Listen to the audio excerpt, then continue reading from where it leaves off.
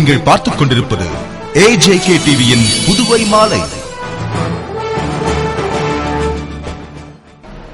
வணக்கம். புதுவையில் ரவுடிகளுடன் தொடர்பு வைத்துள்ள காவல்துறை அதிகாரிகள் மீது கடும் நடவடிக்கை எடுக்கப்படும் என்று முதல்வர் ரங்கசாமி எச்சரிக்கை விடுத்துள்ளார். புதுவை வணிக வரித்துறை அலுவலகத்தில் உள்ள கருத்தரங்க அறையில் முதல்வர் ரங்கசாமி வியாபாரிகள் சங்க நிர்வாகிகளுடன் ஆலோசனை நடத்தினார். அமைச்சர்கள் ராஜவேலு, பன்னீர்செல்வம், அரசு கொறடா நேரு, சட்டமன்ற உறுப்பினர் சிவா, வாரிய தலைவர் பாலன் ஆகியோர் முன்னிலையில் வியாபாரிகள் கூட்டமைப்பு தலைவர் சிவசங்கர், செயலாளர் பாலு மற்றும் வியாபாரிகள் சங்க நிர்வாகிகள் பலர் கலந்து கொண்ட கூட்டத்தில் வியாபாரிகள் முதலமைச்சரிடம் போலீசார் ரவுடிகளுடன் தொடர்பு வைத்துள்ளனர், தொடர் குற்றச்சம்பவங்களில் ஈடுபடும் ரவுடிகள் ஜாமீனில் வெளியே வரும் வகையில் சாதாரண பிரிவுகளில் வழக்கு பதிவு செய்கின்றனர். மேலும் போலீசாரிடம் வியாபாரிகள் புகார் செய்தால் உடனடியாக ரவுடிகளிடம் தொடர்பு கொண்டு கூறுகின்றனர். மேலும் புதுவையில் ஒருவர் பத்திரப்பதிவு செய்தாலோ விலை உயர்ந்த காரை வாங்கினாலோ ரவுடிகளுக்கு மாமூல் கொடுக்க வேண்டிய சூழ்நிலை உள்ளது. எனவே இதனை கட்டுப்படுத்த தீவிர நடவடிக்கை எடுக்க வேண்டும் என்று முறையிட்டனர். இதனை ஏற்றுக்கொண்ட முதல்வர் ரங்கசாமி சட்டம் ஒழுங்கை நிலைநாட்ட தற்போது காவல்துறையில் அதிகாரிகள் மாற்றப்பட்டுள்ளனர். புதிய ஐஜியாக நியமிக்கப்பட்டுள்ள காமராஜ் கூடிய விரைவில் புதுச்சேரி வந்து பொறுப்பேற்க உள்ளார். அவர் பொறுப்பேற்றவுடன் ரவுடிகளை ஒடுக்கவும் ரவுடிகளுடன் தொடர்பு வைத்துள்ள காவல்துறை அதிகாரிகள் மீதும் கடும் நடவடிக்கை எடுக்கப்படும் என்று உறுதியளித்தார். புதுவை சட்டம் ஒழுங்கு பிரச்சினையில் ஆளுநர் தலையிடுவது தவறில்லை என்று சட்டம் ஒழுங்கு சீர்கேட்டை கண்டித்து திமுகவினர் நடத்திய ஆர்ப்பாட்டத்தில் மாநில அமைப்பாளர் MA சுப்பிரமணியன் பேசினார். புதுவை மாநில சட்டம் ஒழுங்கு சீர்கேட்டினை கண்டித்தும் சட்டம் ஒழுங்கை நிலைநாட்ட வலியுறுத்தியும் திராவிட முன்னேற்ற கழகம் சார்பில் சட்டசபை அருகில் மாநில அமைப்பாளர் MA சுப்பிரமணியன் தலைமையில் முன்னாள் முதல்வர் ஜானகிராமன் முன்னிலையில் ஆர்ப்பாட்டம் நடத்தப்பட்டது. ஆர்ப்பாட்டத்தில் துணை அவைத் தலைவர் சீதா வேதநாயகம், துணை அமைப்பாளர்கள் SP சிவக்குமார், ராஜாராமன், பொருளாளர் அனிபால் கனடி, தலைமை செயற்குழு உறுப்பினர் சோமசுந்தரம், சட்டமன்ற உறுப்பினர் நந்தா சரவணன், முன்னாள் சபாநாயகர் பழனி ராஜா, முன்னாள் அமைச்சர் மணிமாறன், இளைஞரணி முன்னாள் அமைப்பாளர் சிவா, தலைமை பொதுக்குழு உறுப்பினர்கள் பழனி, தைரியநாதன், தொகுதி செயலாளர் ஏம்பலம் செல்வம், இளைஞரணி அமைப்பாளர் முகமது யூனுஸ், துணை அமைப்பாளர் திருவாண்டார் கோவில் காந்தி, தொழிலாளர் முன்னேற்ற பேரவை செயலாளர் பிராங்க்லின் பிரான்சுவா, மாணவர் அணி மணிமாறன் உள்ளிட்ட அனைத்து அணி நிர்வாகிகள் கலந்து கொண்டு கோஷமிட்டு போராட்டத்தில் மாநில அமைப்பாளர் MA சுப்பிரமணியன் பேசுகையில், கடந்த 25 நாட்களில் 3 கொலைகள், 2.5 லட்சம் ரூபாய் வழிப்பறி, 11 லட்சம் ரூபாய் கொள்ளை என புதுவையில் சமூக விரோத செயல்களும் டீ கடை முதல் பெரிய நிறுவனம் வரை மிரட்டி மாமூல் கேட்டு பணம் பறிப்பது போன்று நடந்து வருவதால் வியாபாரிகளும் பொதுமக்களும் போராட்டம் நடத்தினார்கள். புதுவையில் கடந்த 2.5 ஆண்டுகளில் மட்டுமல்ல 10 ஆண்டுகளாக சமூக விரோதிகளின் கை ஓங்கியுள்ளது என்று தெரிவித்தார். மேலும் முதலமைச்சர் தனது தொகுதி இளைஞர்களுக்கு வேலை கொடுக்கிறார், அரசு அலுவலகங்கள் பலவற்றை தனது தொகுதியிலேயே கட்டுகிறார் மற்றும் அனைத்து தொகுதி ரவுடிகளுக்கும் தனது தொகுதியில் அடைக்கலம் கொடுப்பது ஏன் என்றும் கேள்வி எழுப்பினார்.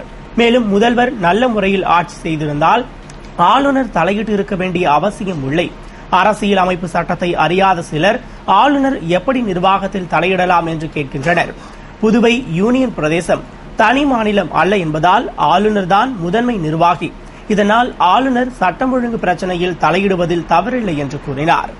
மேலும் புதுவையில் 30 மாத கால ஆட்சியில் சட்டம் ஒழுங்கு மட்டுமல்ல அரசு பல துறைகளில் தோல்வியடைந்துள்ளது என்று கூறிய அவர் தொடர்ந்து காவல்துறைக்கு ஒரு வேண்டுகோள் வைப்பதாகவும் சிறையில் உள்ள 50 ரவுடிகளால் பிரச்சனை என்றால் அவர்களை ஒடுக்க கடும் நடவடிக்கை எடுங்கள் என்று பேசினார். இந்த சமூக விரோத செயல் இந்த 2.5 ஆண்டு காலமாக நடைபெறவில்லை, 10 ஆண்டுகளாக நடைபெற்றுக் கொண்டிருக்கின்றது. தயவு செய்து வந்திருக்கின்ற பொதுமக்கள், இங்கே முதலியார்பேட்டையில் கூட 10 ஆண்டுகள் நான் சட்டமன்ற உறுப்பினராக இருக்கிற போது அமைதியான இருந்த அந்த சட்டமன்ற தொகுதி இன்று அமைதியற்ற மாநிலமாக விளங்குகிறது என்றால் அங்கே யார் தேர்ந்தெடுக்கப்பட்டார்களோ, இங்கே மாநிலத்தின் முதல்வராக இருக்கின்றவர்கள் அவர் நல்ல முறையிலே ஆட்சியை நடத்தினால் இத்தகைய சீர்கேடு நடப்பதற்கு வாய்ப்புகள் உண்டா என்று இந்த நேரத்தில் உங்கள் கவனத்திற்கு பதிவு செய்ய கடமைப்பட்டிருக்கின்றேன். இந்த 50 சமூக விரோதிகளை இனம் கண்டு காவல்துறை அன்பர்கள் உடனடியாக நடவடிக்கை எடுக்க வேண்டும் என்பதோடு மட்டுமல்லாமல் அமைதி பூங்காவாக இருந்த புதுச்சேரி மாநிலம் இன்று அமைதியற்ற நிலையிலே இருக்கின்ற நிலை. தொடர்ந்து கழக துணை அமைப்பாளர் SP சிவக்குமார் பேசுகையில், இவங்க அவங்க பேர்ல பழி வைக்கிறாங்க, அவங்க இவங்க பேர்ல பழி வைக்கிறாங்க, இப்படி ஓடிட்டு இருக்கு. ஆனால் இது எல்லாத்தையும் கடந்து இப்ப உச்சகட்டமா எதுக்கு போயிருந்தா பாதுகாப்பு குறைபாடு. இதுக்கு மத்திய அரசாங்கத்தோட உத்தரவு தேவையில்லை, இல்ல வேற எந்த அரசாங்கத்தோட உத்தரவு தேவையில்லை, இல்ல பக்கத்தில் இருக்க ஆட்சியில இருந்து இவங்களுக்கு உதவி பண்ண தேவையில்லை. ரங்கசாமியை நினைச்சா இந்த இவங்க எல்லாம் அடக்கணும்னா அடைக்கலாம், முடியலன்னா விட்டுட்டு போங்க சார். நாங்க ஒரு மாசம் உட்கார்றோம், இவங்க எல்லாம் ஓட ஓட விட்டு அடிக்கிறோமா இல்லையான்னு பாருங்க. ஒரே மாசம் திமுக ரெண்டு கொடுங்க, நாங்க ஆட்சி செய்யறோம், ஒரு மாசம் கொடுங்க. இவங்க இருக்கிறாங்களா ஊர்ல, பொதுமக்களுக்கு தொந்தரவு கொடுத்துறாங்களா நாங்க பாக்குறோம். திமுக ஆட்சியில எப்பயுமே கவர்னர் ஒரு பெரிய ஃபேக்டர் நாங்க நினைச்சது கிடையாது, பார்க்க விட மாட்டோம். ஜனநாயக நாட்டில் முதலமைச்சர் தான் பெரிய வரணும். ஆனா இன்னைக்கு இதெல்லாம் இந்த அமைப்புகள் எல்லாம் எடுக்க தவறிய விஷயத்தை கவர்னர் எடுக்கிறாருப்ப அவரை தாராளமா பாராட்டி. எப்பங்க எடுக்கிறாரு? ஒரு இருதய நோயாளி ஆஸ்பத்திரியில் இன்னமும் உங்களை கவர்னர் அவர்களை இன்னும் உங்களை மேலும் மேலும் இந்த புதுவை மக்கள் ஆதரிக்கிறார்கள். நீங்க தாராளமா நடவடிக்கை எடுங்க, எந்த நடவடிக்கை வேணாலும் எடுங்க. குற்றவாளிகளை குற்றம் செய்பவர்களை அடக்குவதில் உங்கள் பின்னால் நாங்கள் துணை நிற்போம் என சொல்லிக்கொண்டு தொடர்ந்து திமுக மாநில முன்னாள் இளைஞரணி அமைப்பாளரும் முன்னாள் சட்டமன்ற உறுப்பினருமான சிவா பேசுகையில், இந்த 50 ரவுடி பசங்களை கூட்டு வச்சு வெளுத்து வைக்க வேண்டியதை வச்சு சுத்தி 4 கேமரா வச்சு என்ன பண்ணீங்கன்னு பார்த்தா கூட அடங்கிடும். உதச்சி கேட்டு வாங்குற அளவுக்கு, வியாபாரிகளை போய் உதச்சி காசு கேட்டு வாங்குற அளவுக்கு, மாமூல் கேட்டு வாங்குற அளவுக்கு, நீ பண்ற வியாபாரத்தில் எனக்கு பர்சன்டேஜ் கொடுக்கணும்னு கேட்டு வாங்குற அளவுக்கு வந்த பிறகு மக்கள் எல்லாம் வெகுண்டு ஒரு மோசமான நிலை ஏற்பட்டு விட்டது. நாளைக்கு தேர்தல் வந்தா கூட இந்த அரசாங்கம் எவ்வளவு வேகமான ஒரு எழுச்சியோடு இந்த அரசாங்கம் அமைஞ்சதோ அதை விட படுமோசமான நிலையில கீழே தரக்கூடிய ஒரு நிலைமை ஏற்பட்டு இருக்கின்றது. இதற்கு மக்களிடத்தை பிரச்சாரத்தை செய்து வருங்காலத்தில் திராவிட முன்னேற்ற கழகம் ஆட்சியில் அமைவதற்கும் இந்த ஆட்சியினுடைய அவல்நிலை மத்திய அரசு தெரிந்து அவர் நடவடிக்கை எடுப்பதற்கும் இந்த கூட்டம் இங்கே கூடியிருக்கின்ற மக்களுடைய எழுச்சி தாராளமாக அமைய வேண்டும் என்று கேட்டு விடைபெறுகின்றேன். தொடர்ந்து கழக மாநில பொருளாளர் அனிபால் கென்னடி பேசுகையில், நாங்க எல்லாம் உண்மையில மக்கள் எல்லாரும் பிரிச்சு போயிருக்காங்க. திராவிட முன்னேற்ற கழகம் பல போராட்டங்கள் இங்க அறிவிச்சது, நிறைய போராட்டம் நீங்க எதிர்த்து போராட்டம் வந்து இருக்கோம். அந்த போஸ்ட் ஆபீஸ்ல எதிர்ப்பு போராட்டம் வந்திருக்கோம், சட்டசபை நோக்கி எதிர்ப்பு போராட்டம் வந்திருக்கோம். இப்ப நம்ம போராட்டம் பண்ணிட்டு தான் இருக்கோம், தவறுகளை சுட்டி காட்டுக்கிட்டு தான் இருக்கோம். ஆனா இவரு தனக்கு பதவி கிடைக்கலன்ற காரணத்துக்கோசரம் எம்எல்ஏ பதவி கிடைச்சது பெரிய விஷயம், ஏன்னா அவரால் தான் கிடைச்சது அவருக்கு நல்லாவே தெரியும். இப்ப மந்திரி பதவி கிடைக்கலன்னா இப்ப அவர் புதுசா அவர் எப்பவும் பொறாமையில கத்துற மாதிரி கத்திக்கிட்ட நம்மள சொல்லக்கூடிய தகுதி அவருக்கு கிடையவே கிடையாது. திராவிட முன்னேற்ற கழகத்தோட தலைவர்களையோ அவங்க தொண்டர்களையோ கடைமட்ட தொண்டர்களையோ பத்தி பேச அவருக்கு அந்த நண்பர்களுக்கு தகுதி கிடையாதுன்னு சொல்லி இந்த போராட்டத்தை. புதுவையில் ஆற்றங்கரையோரம் மணல் திருடி குவித்து வைத்தால் கிரிமினல் வழக்கில் கைது நடவடிக்கை எடுக்கப்படும் என்று மாவட்ட ஆட்சியர் தீபக்குமார் எச்சரிக்கை விடுத்துள்ளார். புதுவை மற்றும் அதனை சுற்றியுள்ள பகுதியில் தொடர்ந்து மணல் திருட்டுகள் நடைபெற்று வருவதாக பல்வேறு புகார்கள் வந்ததை அடுத்து மாவட்ட ஆட்சியர் தீபக்குமார் திருக்கனூரை அடுத்த தேத்தாம்பாக்கம் சங்கராபரணி ஆற்றின் கரையோர பகுதிகளை பார்வையிட்டு ஆய்வு செய்தார். அப்போது அவர் கூறுகையில், பல்வேறு இடங்களில் மணல் அள்ளப்பட்டு அதை ஒரு இடத்தில் கொட்டி வைத்து இரவு நேரங்களில் விற்பனை செய்வதாக தெரிகிறது. எனவே மணல் திருட்டை தடுக்க அரசு அதிரடி நடவடிக்கைகள் எடுத்துள்ளது. தொடர்ந்து இதுபோன்ற மணல் திருட்டு நடப்பது கண்டுபிடிக்கப்பட்டால் அவர்கள் மீது கடும் நடவடிக்கை எடுக்கப்படும்.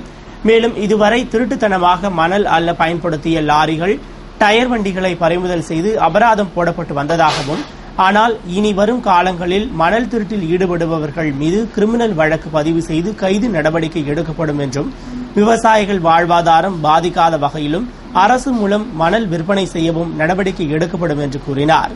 இதையடுத்து மணலிப்பட்டு சங்கராபரணி ஆற்றில் கரைக்கு சென்று அங்கு கரையோரங்களில் குவிக்கப்பட்டுள்ள மணலை பார்வையிட்டு சப் கலெக்டர் மாணிக்க தீபன், தாசில்தார் யஷ்வந்தையாவிடம் மணல் திருட்டு சம்பந்தமான விவரங்களையும் தடுக்க வேண்டிய நடவடிக்கைகள் குறித்தும் விளக்கங்களை கேட்டறிந்தார். பாண்டிச்சேரியில் நிறைய இடத்துல இந்த மாதிரி மணல் ஆள்றத பற்றி கம்ப்ளைண்ட்ஸ் வந்துட்டு இருக்கு.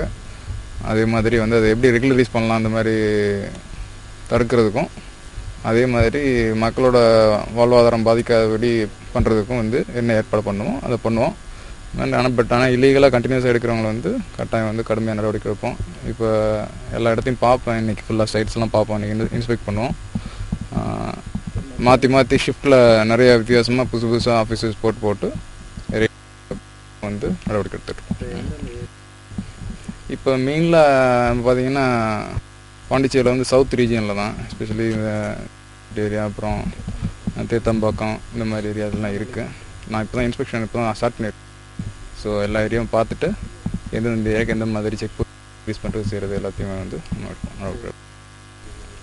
நடவடிக்கைகள் கண்டினியூஸாக நிறைய பேர் பண்ணுறவங்களுக்கு மேலே கிரிமினல் கேஸ் புக் பண்ணுறதுக்கும் அடுத்து எடுப்போம். இப்போ வந்து சாண்ட் மைனிங் ஆக்டில் மட்டும் தான் போட்டுட்ருக்கோம், ஃபைன் அந்த மாதிரி தான் போட்டுட்ருக்கோம். அடுத்து வந்து கிரிமினல் கேஸ் புக் பண்ணுறது, அதே மாதிரி இந்த பெரிய லெவலில் பண்ணுற ஆட்களை வந்து எப்படி வேறு மாதிரி எப்படி புக் பண்ணுறது, சட்டப்படி என்ன நடவடிக்கை எடுப்போம். வரதட்சணை கேட்டு மனைவியை எரித்து கொலை செய்த வழக்கில் பீகார் வாலிபருக்கு ஆயுள் தண்டனை விதித்து புதுவை நீதிமன்றம் பரபரப்பு தீர்ப்பு வழங்கியது.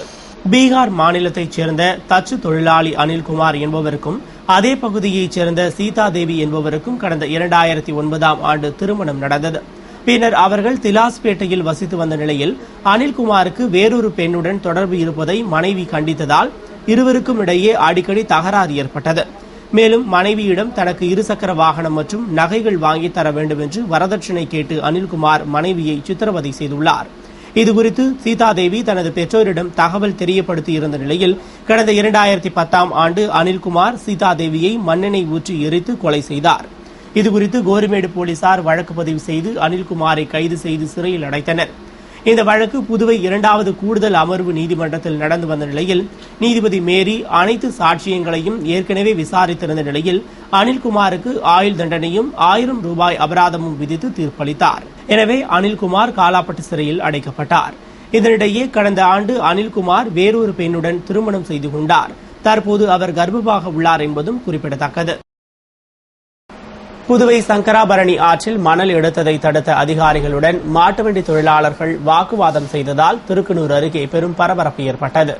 புதுவை திருக்கனூர் அருகே செல்லிப்பட்டு சங்கராபரணி ஆற்றில் திருட்டுத்தனமாக மணல் அள்ளப்படுவதாக வருவாய்த்துறைக்கு தகவல் கிடைத்ததால் தாசில்தார் யஷ்வந்தையா, துணை தாசில்தார் ரவி பிரகாசம், வருவாய் ஆய்வாளர் செல்வராஜ் ஆகியோர் தலைமையில் வருவாய் ஊழியர்கள் செல்லிப்பட்டு பகுதிக்கு சென்று ஆய்வு நடத்தினர். அப்போது மாட்டு வண்டி தொழிலாளர்கள் மாட்டு வண்டிகள் மூலம் மணல் திருட்டில் ஈடுபட்டது தெரியவந்தது. உடனே அதிகாரிகள் மாட்டு வண்டி டயர்களை காற்றை பிடுங்கிவிட்டு மணல் அள்ள பயன்படுத்தும் உபகரணங்களை பறிமுதல் செய்தனர். இதனால் மாட்டு வண்டி தொழிலாளர்கள் அதிகாரிகளிடம் வாக்குவாதத்தில் ஈடுபட்டனர். தொடர்ந்து அப்பகுதியில் பெரும் பரபரப்பு ஏற்பட்டது. இந்நிலையில் அப்போது ரோந்து பணியில் ஈடுபட்டிருந்த வில்லியனூர் போலீசார் சம்பவ இடத்திற்கு விரைந்து சென்று மாட்டுவண்டி தொழிலாளர்களிடம் சமரச பேச்சுவார்த்தை நடத்தினர். இதனையடுத்து அனைவரும் கலைந்து சென்றனர். இத்துடன் செய்திகள் நிறைவடைந்தன. வணக்கம்.